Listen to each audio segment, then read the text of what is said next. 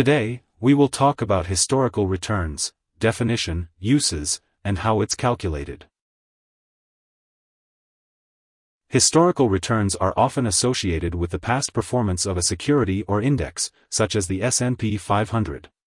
Analysts review historical return data when trying to predict future returns or to estimate how a security might react to a particular situation, like a drop in consumer spending. Historical returns can also be useful when estimating where future points of data may fall in terms of standard deviations. Analyzing historical data can provide insight into how a security or market has reacted to a variety of different variables, from regular economic cycles to sudden, exogenous world events. Investors looking to interpret historical returns should bear in mind that past results do not necessarily predict future returns. The older the historical return data, the less likely it'll be successful at forecasting returns in the future. A historical return for a stock index such as the S&P 500 is typically measured from the open on January 1 to the market's close on December 31 to provide the annual return. Each year's annual return is compiled to show the historical return over several years. Calculating or measuring the historical return of an asset or investment is relatively straightforward.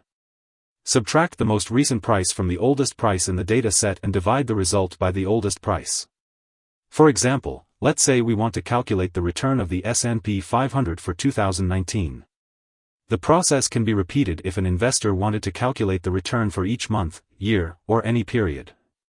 The individual monthly or yearly returns can be compiled to create a historical return data set. The historical returns are often analyzed for trends or patterns that may align with current financial and economic conditions. Technical analysts believe potential market outcomes may follow past patterns. Longer-term price trends tend to follow economic conditions and the long-term market outlook for the asset or investment. Technical analysis is more often applied to short-term price movements of those assets that frequently fluctuate in price, such as commodities. In reality, historical returns analysis often yields mixed results in determining trends.